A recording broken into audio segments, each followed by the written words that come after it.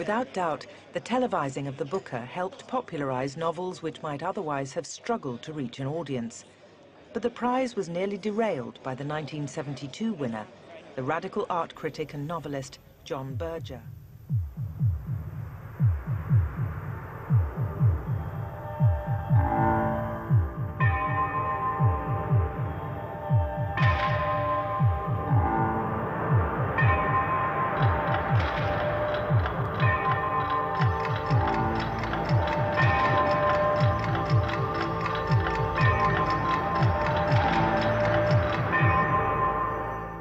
John Berger era un narrador maravilloso, excepcional, con una capacidad de llegar al lector absolutamente directa e incuestionable. Esta exposición, Permanent Red, intenta recuperar el papel que en diferentes momentos tuvo las ideologías de cada época respecto a la trayectoria de Berger y cómo Berger afrontó las encrucijadas políticas de cada momento. John Berger, this evening you will be handed £5,000 as a prize for this book. What are you going to do with the money?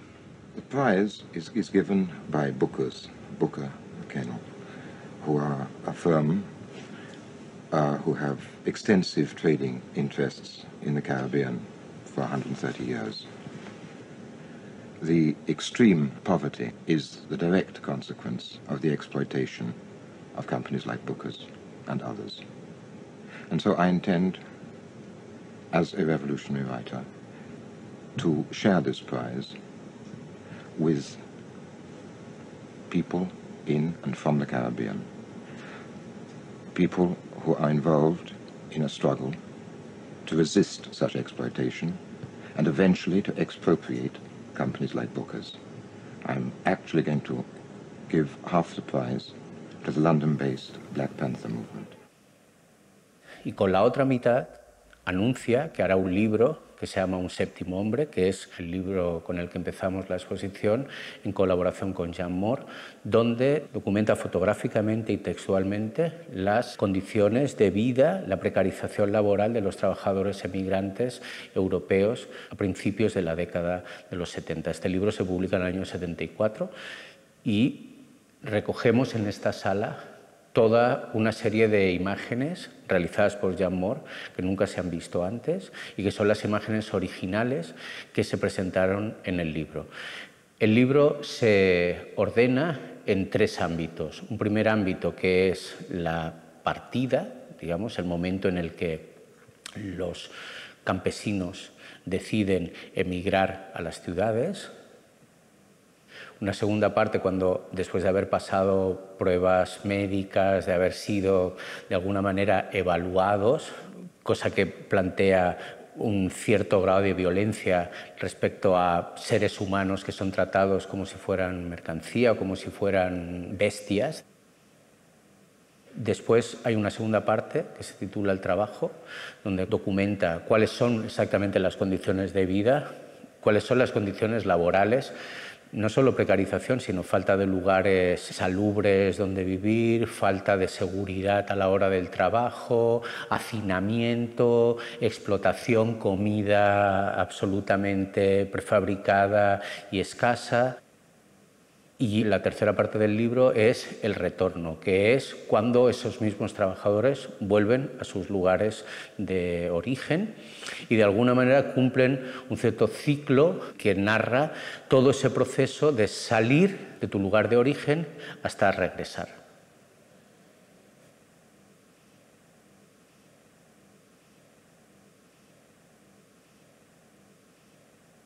Hay algunas imágenes que son inseparables de los textos que la narran. En estas fotografías observamos a una serie de trabajadores a los que se les somete a un test de aptitud y que el texto de Berger, acompañando a la fotografía de Jean Moore, nos plantea la humillación, la crueldad que suponía este tipo de pruebas donde de alguna manera se calibraba sin ningún tipo de humanidad, deshumanizadamente, la vida de personas. En esta imagen, Berger dice: tomando las medidas a un obrero turco en Estambul. No pasó la revisión médica porque no llegaba a la estatura mínima exigida. En esta otra, un paleta de pueblo se examina de destreza en el oficio en el centro de contratación de Estambul. Suspendió. Y esta, obreros turcos esperan a que les digan si han superado la revisión médica y el examen de destreza en el oficio. Son algunas imágenes que nos muestran cuáles eran las condiciones de vida de todos estos trabajadores y por qué un libro como Un séptimo hombre resulta aún hoy un documento absolutamente demoledor sobre la explotación del sistema capitalista respecto a las clases populares y al proletariado.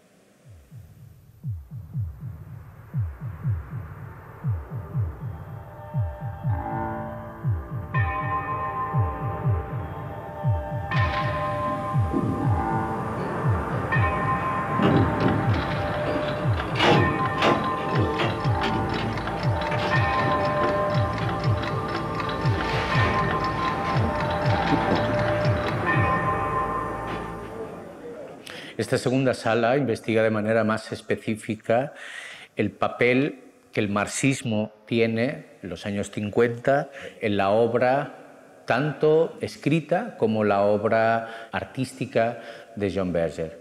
Berger alternó durante toda su vida esas dos facetas. Por un lado la escritura, el análisis y por otro lado la práctica artística. En esta sala y en esta exposición se exhiben alrededor de un centenar de dibujos que nunca se han enseñado públicamente. Es la primera vez que se muestran en un museo. Por ejemplo, las imágenes que tengo aquí a mi lado son dibujos de John Berger de los años 50, donde se aprecia que el sujeto político que está trabajando todo el rato, tanto en sus textos como en sus dibujos, como en sus piezas de teatro, como en sus traducciones incluso, es el proletariado industrial, que es el mismo proletariado que 20 años más tarde fotografiará Jean Moore en el libro que hemos visto antes de Un séptimo hombre. Por ejemplo, el dibujo de una maquinaria, ¿no?, del año 51, y este dibujo que es, desde mi punto de vista, absolutamente excepcional, que es un dibujo de una mujer que toma la palabra, que pide hablar o que lanza un llamamiento. Es un dibujo extraordinario del año 51.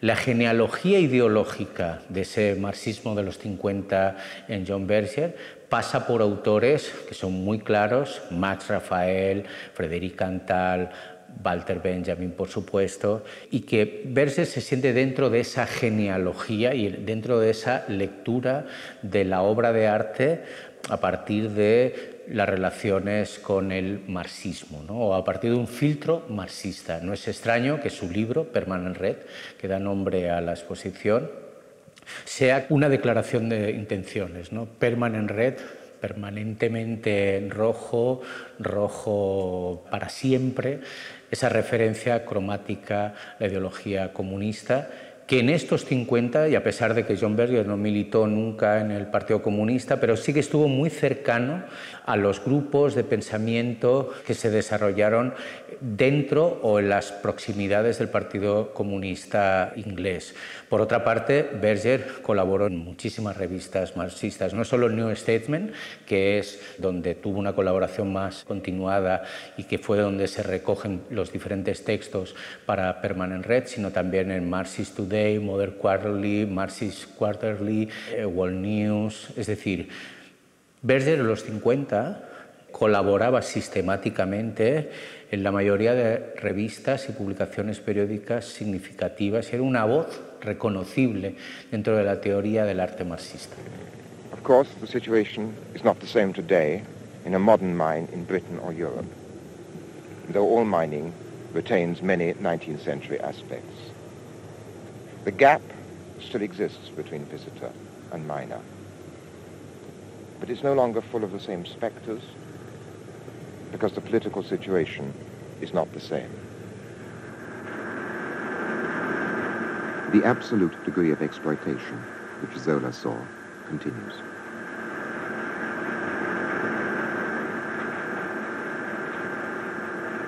Exploitation.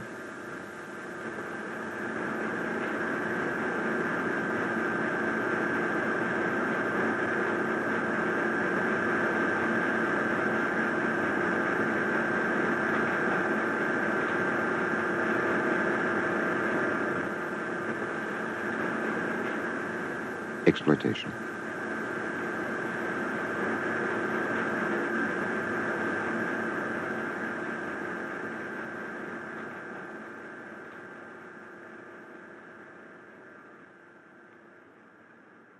En esta tercera sala nos centramos en una idea, en un concepto muy importante en el trabajo teórico de John Berger, que es el tiempo. Prophecy challenges our common sense view of time. But the great men of wisdom perhaps approached something like the confidence of animals when they saw time laid out as if it was space.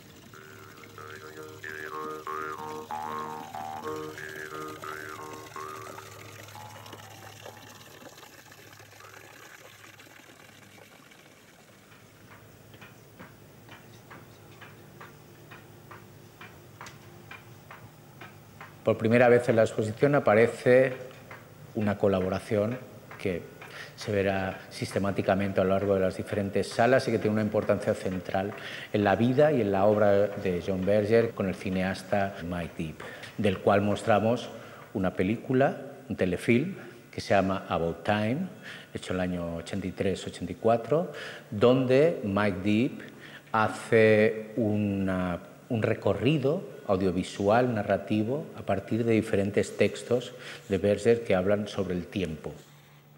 Drawings reveal the process of their own making, their own looking. Por otra parte, en la sala tenemos también algunos de sus magníficos, muy conocidos textos sobre el paso del tiempo a partir de los autorretratos de Rembrandt, uno de los grandes pintores del tiempo. Y por otra parte, digamos, un retrato muy emblemático, es el retrato que John Berger hace de su padre, nada más morir este. Fue un retrato que hizo prácticamente en el lecho de muerte, al cabo de unos minutos que su padre falleciese. Berger lo tenía en su estudio, le acompañaba. Es la primera vez que sale de su casa, de su espacio más íntimo, y se presenta en un contexto museográfico. Este es el famoso, casi mítico retrato de su padre.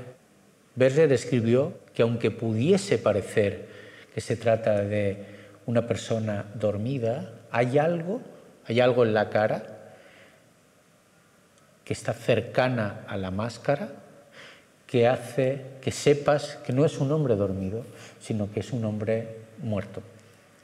Esa idea de máscara, esa expresión que ya no está aquí, ¿no? Que ya está que ya ha cruzado un cierto umbral de la vida, según narra en un texto maravilloso Berger a propósito de este dibujo.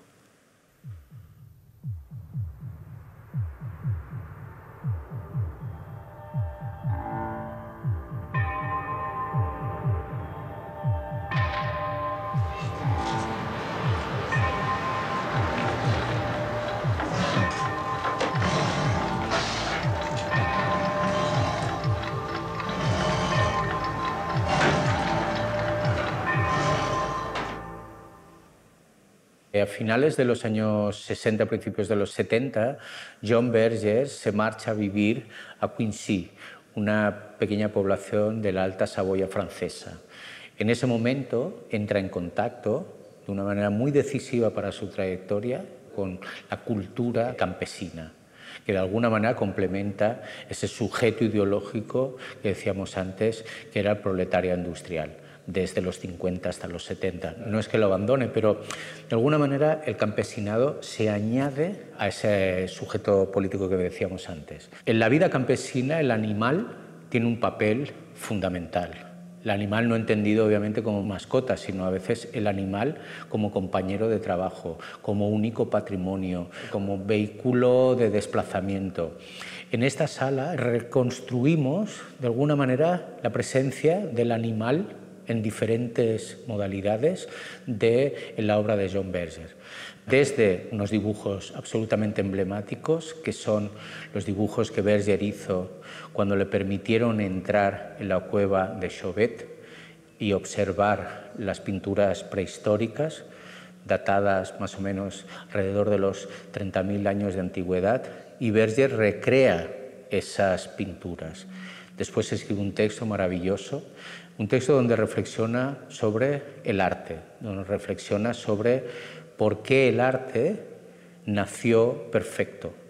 A diferencia de cualquier otro lenguaje, un niño primero no sabe hablar, luego adquiere el lenguaje progresivamente. Sin embargo, el arte fue un lenguaje, y de esto habla Berger, que nació perfecto. Y ese misterio de esa perfección nos obliga a pensar si no se hubiera estado soñando el arte, concibiendo el arte tiempo atrás. Una fragilidad absoluta. Si te acercases a esa distancia y respirases, probablemente la pintura se volatizaría, con lo cual solo han entrado dos personas, John Berger y Werner Herzog, que hizo un documental sobre estas pinturas. Cuando Berger sale del interior, en un papel Japón que un poco reproduce las dificultades que podía tener la roca, dibuja los animales que ha visto previamente, los dibuja de memoria, intentando adentrarse en esa maravilla, pero al mismo tiempo adentrarse en esa incógnita que es la perfección del arte desde sus orígenes, ¿no? El origen del arte no es tentativo, el origen del arte es perfecto y eso constituye un misterio adicional a la representación. El misterio de por qué representaban de una manera tan real, por qué esa verosimilitud, cómo es posible esa verosimilitud.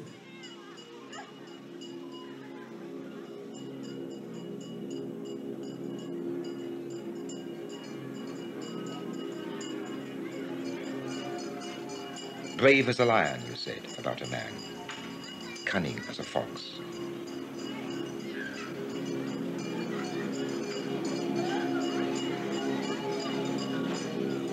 Once we were central to your lives.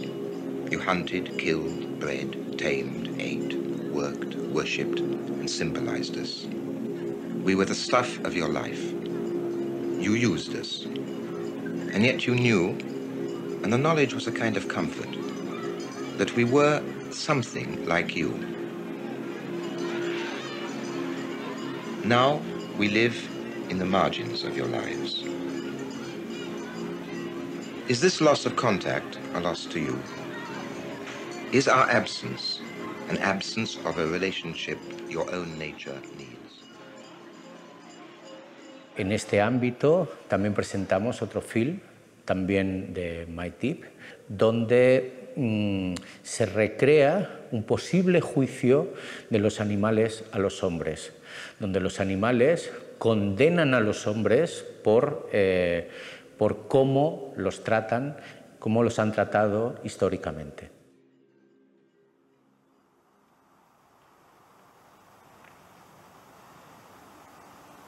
We animals are disappearing.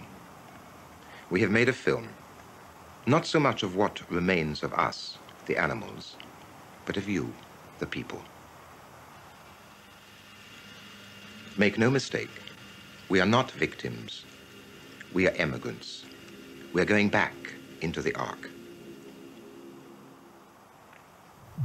And our tradition of art called those appearances reality. Perspective makes the eye the center of the visible world. She is much, much more to do.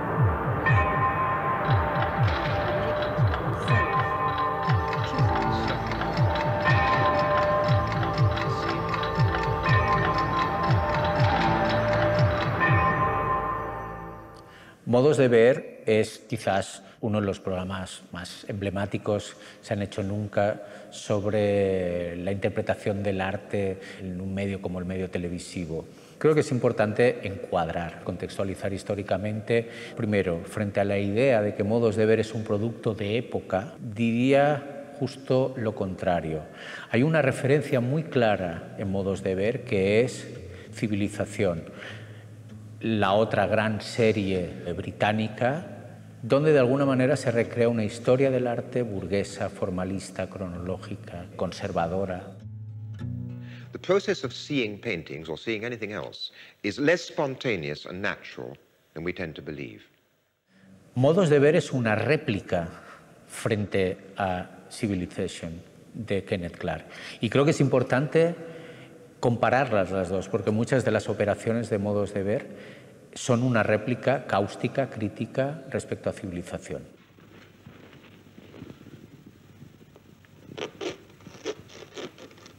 This is the first of 4 programs in which I want to question some of the assumptions usually made about the tradition of European painting. That tradition which was born about 1400, died about 1900. Tonight, it isn't so much the paintings themselves which I want to consider as the way we now see them, now in the second half of the 20th century, because we see these paintings as nobody saw them before. If we discover why this is so, we shall also discover something about ourselves and the situation in which we are living. Como hemos dicho antes, John Berger era un teórico marxista con una presencia continuada en medios y publicaciones que, aunque eran de índole marxista, tenían una cierta resonancia pública. Desde finales de los 50, Berger es una presencia más o menos continuada en el medio televisivo, es decir, en diferentes programas que no son dirigidos por él, es invitado a hablar del arte y su posición es un poco la que luego desarrollará de una manera más compleja en Modos de ver, que es la posición de una lectura artística atendiendo a factores ideológicos, a factores éticos, morales, etc. We look, we buy. It is ours. Ours to consume, to sell again, perhaps to give away. More often, ours to keep. Se emitía todos los sábados de enero de 1972, un programa de media hora, en el cual Berger y Mike Deeb, que es el productor y el director, a diferencia de Kenneth Clark, no organizaron sus programas siguiendo un hilo cronológico, sino que siguieron un hilo temático ideológico. We look, we buy, and we collect valuable objects. But the most valuable object of all has become the oil painting. Men dream of women. Women dream of themselves being dreamt of. Men look at women. Women watch themselves being looked at. Los temas que aparecieron en cada uno de los programas tenían que ver, pues por ejemplo, uno era la representación de la mujer en la historia del arte, incluso la objetualización de la mujer en la historia del arte. Berger acuña el término una mirada masculina, más tarde desarrollado por Laura Mulvey, pero Berger ya aquí anuncia esa idea de que hay una mirada penalizante en la historia del arte que ordena un poco todo. Women constantly meet glances which act like mirrors, reminding them of how they look or how they should look. Behind every glance is a judgment. Sometimes the glance they meet is their own, reflected back from a real mirror.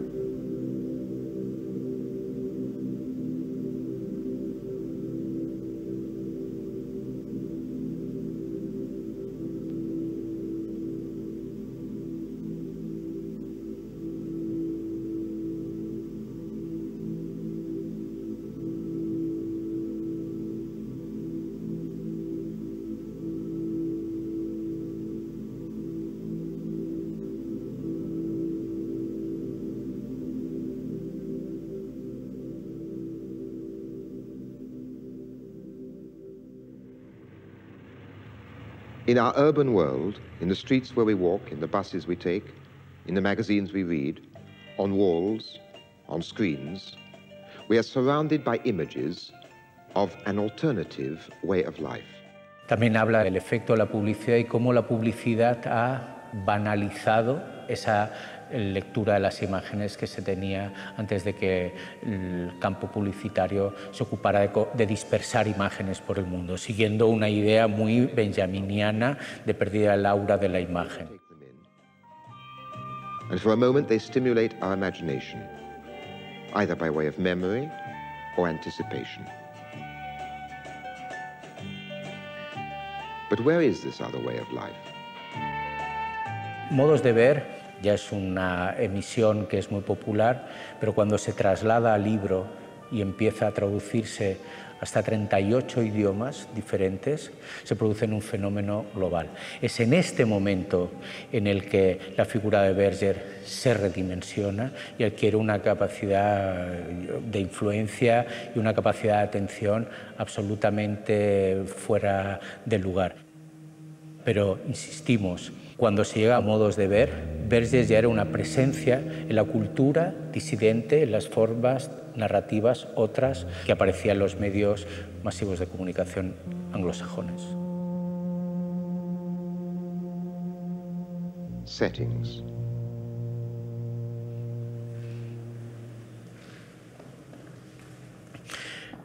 Estos son dos retratos también muy emblemáticos. John Berger y el subcomandante Marcos tuvieron una correspondencia que apareció en los principales periódicos internacionales y que culminó cuando Berger visitó a Marcos, le hizo una serie de retratos. Retratar a alguien que ha tapado su rostro es un retrato muy particular. El rostro del zapatista no tiene una importancia, digamos, subjetiva, es un rostro general, es un rostro global. Por eso el movimiento zapatista tapa las facciones específicas que impedirían decir es ese hombre, son esos hombres y esas mujeres y esos niños los que están luchando, los que se han amotinado.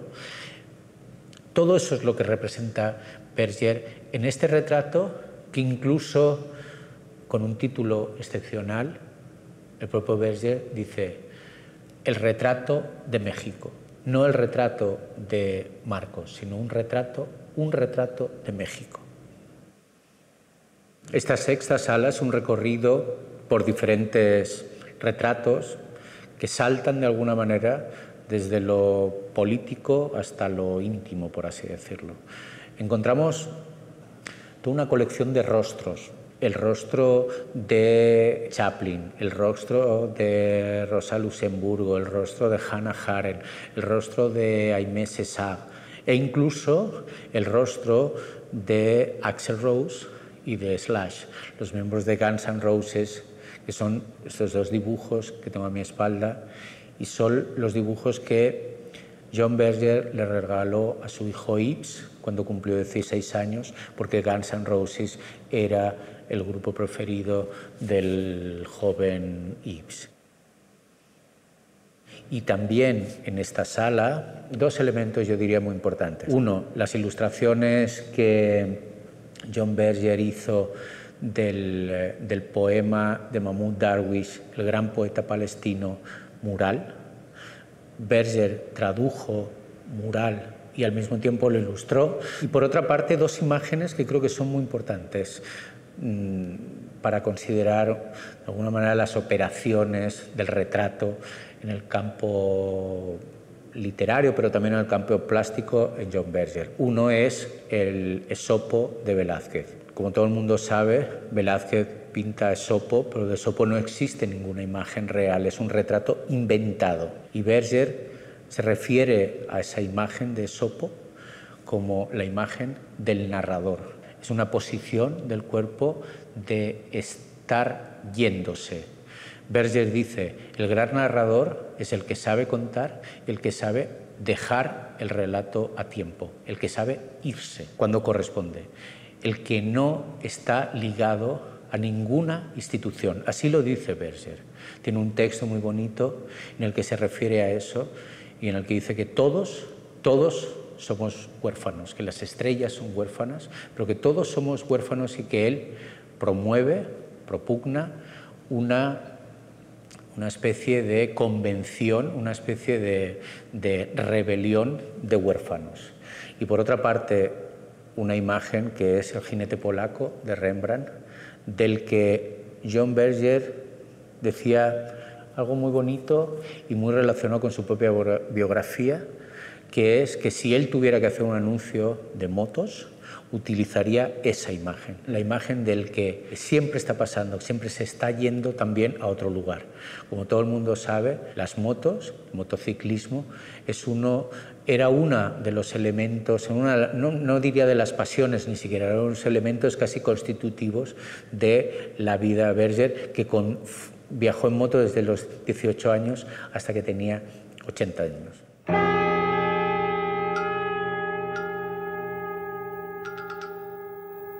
Good evening. Tonight, Voices is a little different, because there are only two of us, Susan Sontag and myself, John Berger. Susan and I have quite a lot of things in common, I think.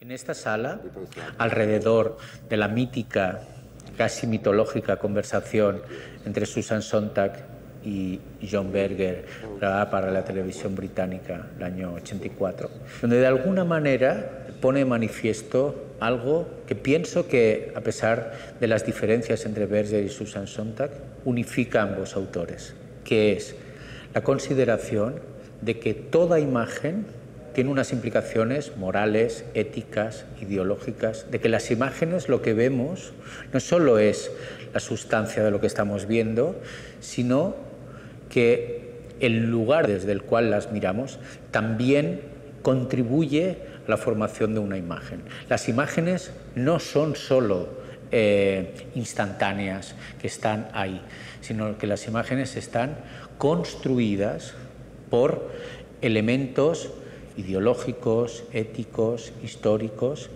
y que hay que rescatar, hay que reconstruir, hay que someter a veredicto esos elementos que constituyen las imágenes. Hay que hacer esos procesos para poder entender la imagen y poder aproximarnos a ellas. Esto es verdaderamente lo que, a pesar de las diferencias, proponen John Berger y Susan Sontag. Una reconsideración de la imagen desde el lugar que la miramos y desde la manera en que nosotros estamos constituidos como intérpretes de esas imágenes. No una lectura exclusivamente formalista, sino una lectura ideológica de esa imagen. When we read other people's stories, we have an idea of that place, but it becomes part of our experience and therefore is displaced from where it really took place. I mean, it seems to me that fiction is something which exists, which goes beyond its immediate time or its immediate place. And it's exactly that which makes it fiction, or what we call fiction. I don't have that experience, I think. Well, of course, it's true that I'm not where the story is taking place. But if you're talking about some kind of traditional storytelling, which is grounded in a particular place, if I read a story of Tolstoy, yes, I think I'm in 19th century or early 20th century Russia. I don't think it's taking place everywhere. But it applies to you and your experience of life. Not necessarily. No, it might instruct my experience rather than apply to it. I mean, I'm not looking to see myself projected in stories, any more than I'm trying to express myself when I write stories. No, I don't think stories are necessarily universal because they're read by very different kinds of people. But I think it is the particularity of storytelling and the fact that we now have available to us stories from every part of the world that fascinates us. And I don't ask that the story address my experience. I ask that my experience, so to speak, make it possible for me to understand the story. El 10 de octubre de 1967 se divulga en todos los periódicos internacionales una fotografía que cambiará el curso de la historia política del siglo XX. Es la imagen de Ernesto Che Guevara revolucionario asesinado por el ejército boliviano. En esta foto, Berger hace una lectura de esta imagen que nos invita, en el estilo absolutamente bergeriano, nos invita a reconsiderar qué es lo que constituye una imagen, de qué está cargada una imagen, qué indica una imagen, desde dónde miramos las imágenes. En ese texto de John Berger, él hace dos grandes referencias iconográficas. Uno es la lección de anatomía de Nicolas Tulip, de Rembrandt, el famoso cuadro de Rembrandt, donde prácticamente el grupo de doctores está observando ese cadáver, igual que el grupo de militares está acompañando y observando el cadáver del Che. Y por otra parte, otra obra fundamental, sobre todo por la posición del cuerpo, que es el Cristo muerto de Andrea Mantegna. Berger establece ese triángulo iconográfico entre la foto del Che muerto, la lección de anatomía de Rembrandt y el Cristo de Mantegna.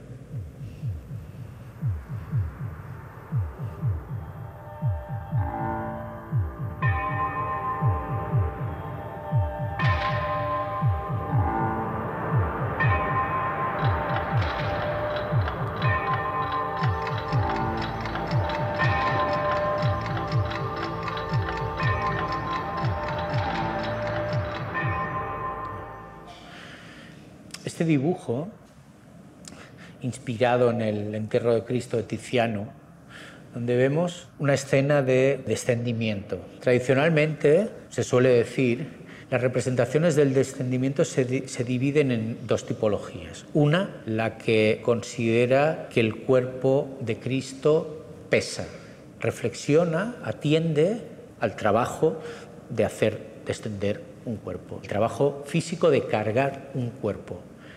Y otra modalidad es cuando el cuerpo de Cristo no pesa. Y entonces lo que observamos es una composición abigarrada de cuerpos que ocupan el espacio, ¿no? En este caso, diría que Berger atiende a la primera tipología, es decir, a ese ejercicio manual, físico, cooperativo, si queremos decirlo así, que implica acarrear la pesadez de un cuerpo divino. Según decíamos al principio, en la trayectoria de John Berger, la escritura, es decir, la reflexión, y la práctica, o sea, el dibujo, la pintura, son actividades que no son contradictorias, sino que se dan al mismo tiempo.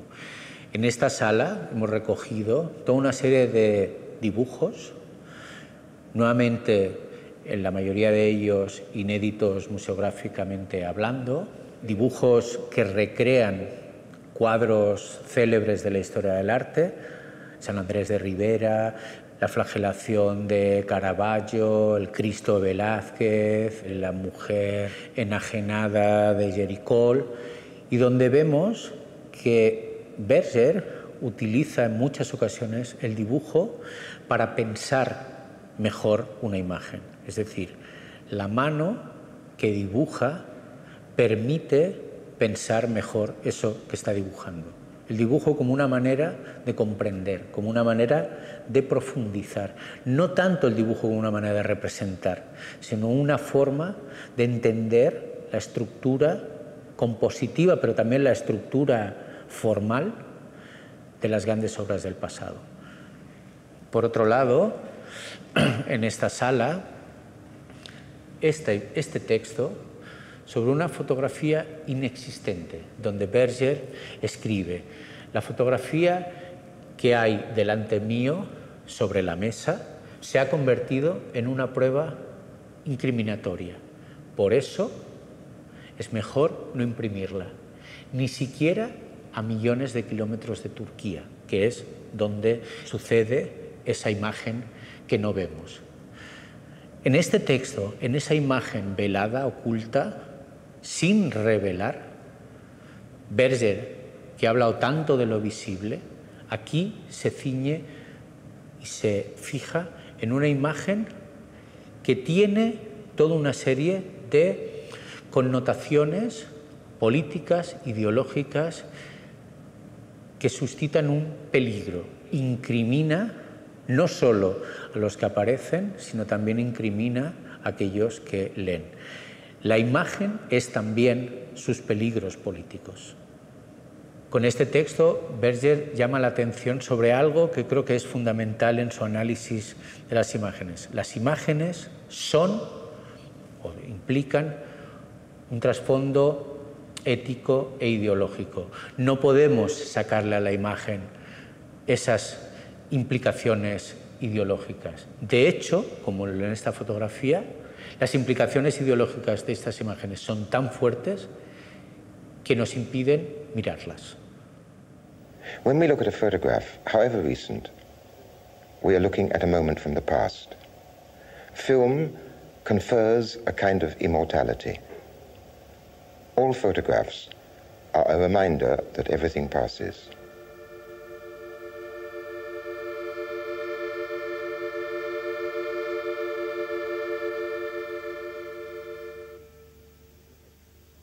This photograph is the key to the peasant economy of our village.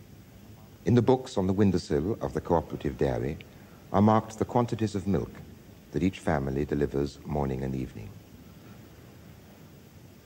For 9 months of the year, a cow supplies milk which can be sold.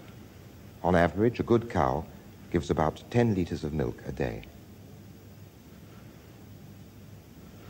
All the year's work in the fields is in order to feed the family and the cows. It is a civilization of milk.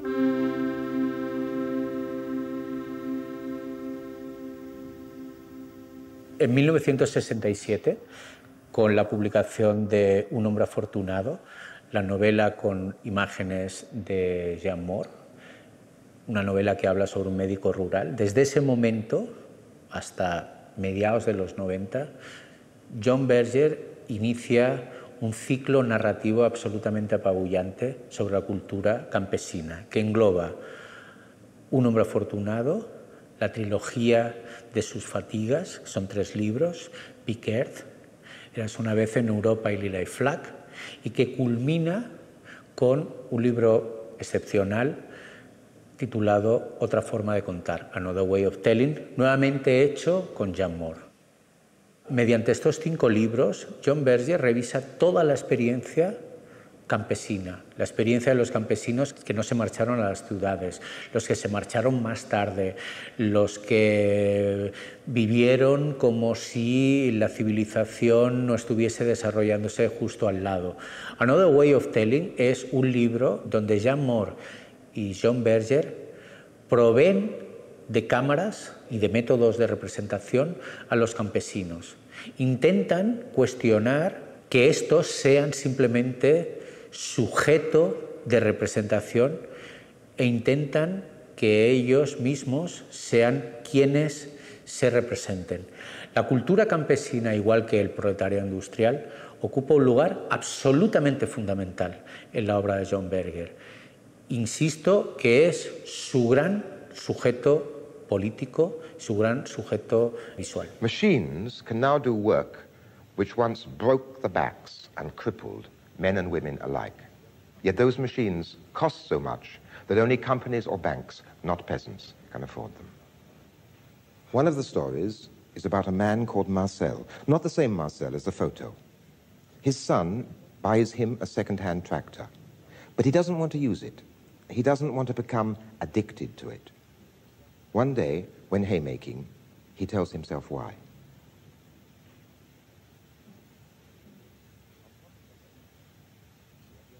On top of the hay, he again explained the machines to himself. They make sure we know the machines exist. From then onwards, working without one is harder. Not having the machine makes the father look old-fashioned to the son, makes the husband look mean to the wife, makes one neighbor look poor to the next. After you have lived a while with not having the machines, they offer you a loan to buy a tractor. A good cow gives 2,500 liters of milk a year. 10 cows give 25,000 liters a year. The price you receive for all that milk during the whole year is the price of a tractor. This is why you need a loan. When you have bought the tractor, they say, now, to use the tractor fully, you need the machines to go with it. We can lend you the money to buy the machines, and you can pay us back month by month. Without these machines, you're not making proper use of your tractor. And so then, you buy a machine, and then another, and you fall deeper and deeper into debt. And eventually, you're forced to sell out, which is what they planned from the very beginning in Paris. He pronounced the name of the capital with contempt and recognition in that order. Everywhere in the world, men go hungry. Yet a peasant who works without a tractor is unworthy of his country's agriculture.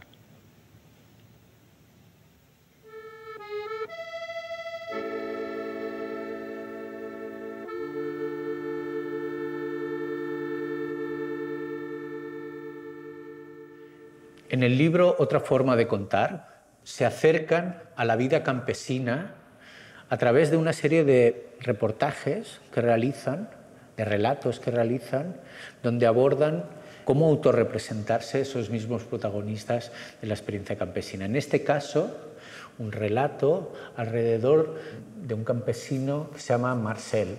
Y aquí explican que Jean-Maur llega donde vive Marcel y empieza a fotografiar, y el propio Marcel le dice: no sabes fotografiar a las vacas no se fotografían así, no se fotografían de manera general, se fotografían sus ojos.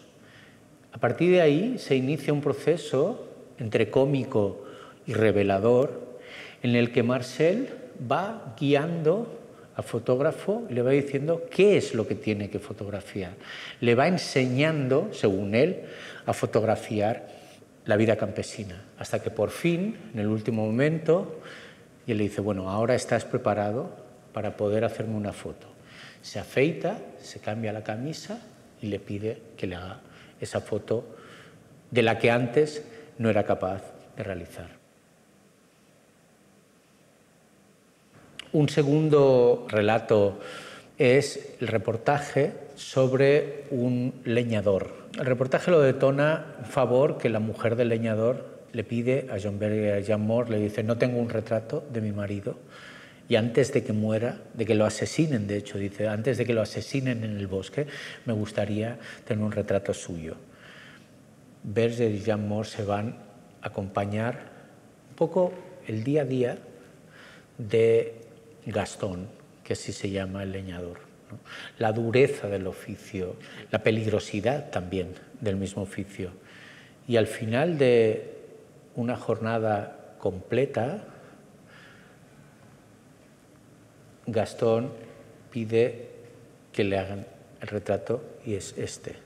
Toda la secuencia es una especie de traveling por esos momentos expresivos, esos momentos llenos de peligro, fuera de escala, donde el leñador corta árboles gigantescos, y al final una foto que muestra entre el cansancio y su vulnerabilidad.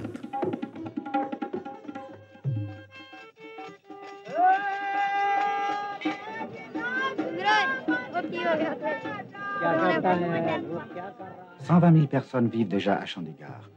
Déjà courent les histoires, déjà existent les besoins, les ambitions, les souffrances. Le projet tel qu'il était sur la planche à dessin est devenu une part de la vie. Il a perdu de sa netteté. Il est devenu complexe, bruyant, un peu plus désordonné.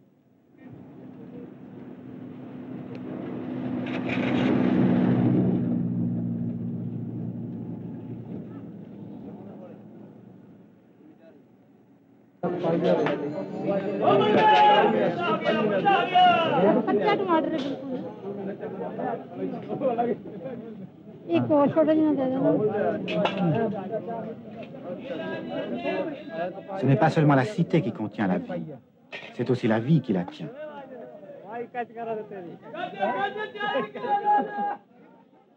La relación de John Berger con el cine es muy fructífera y duradera.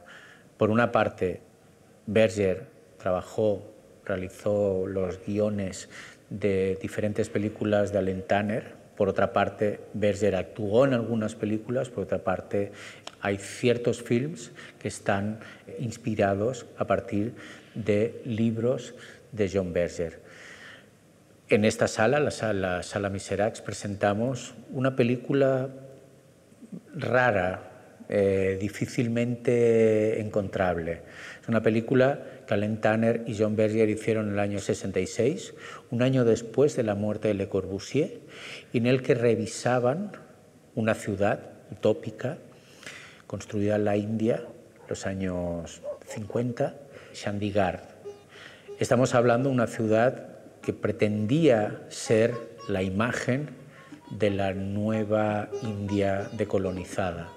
Una ciudad de alguna manera utópica que se asienta en presupuestos humanistas y que de alguna manera, al ser revisada en el año 66 por Allen Tanner y John Berger, se inscribe dentro de ese momento previo al 68, característico de cierta literatura y de cierta cinefilia de los años 60, en el que se revisan todos aquellos proyectos utópicos de nuevas sociedades codificadas bajo otros parámetros que no eran los estrictamente normativos burgueses o de las clases medias. Dentro de ese contexto se acercan a Chandigarh 10 años más tarde de que Le Corbusier la construyese para ver y para observar de esa utopía qué se había cumplido y qué no.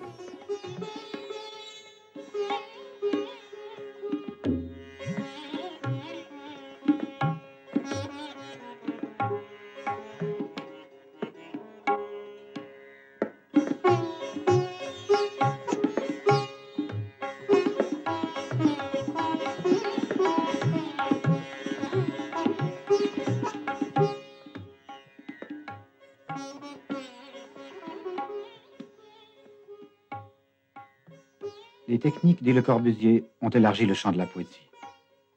Elles n'ont point refermé les horizons, tué les espaces et emprisonné les poètes. Elles ont, par la précision des outils de mesure, ouvert de fantastiques espaces devant nous, et par conséquent les mondes du rêve.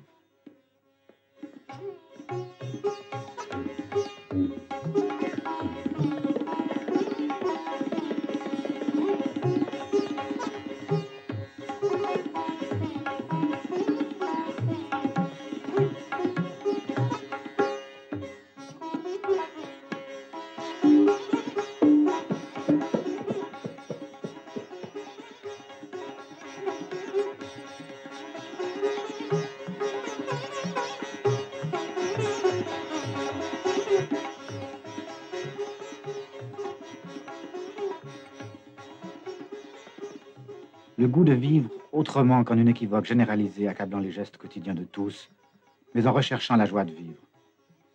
C'est le seul but véritable à assigner à une civilisation, dit Le Corbusier, et il est universel.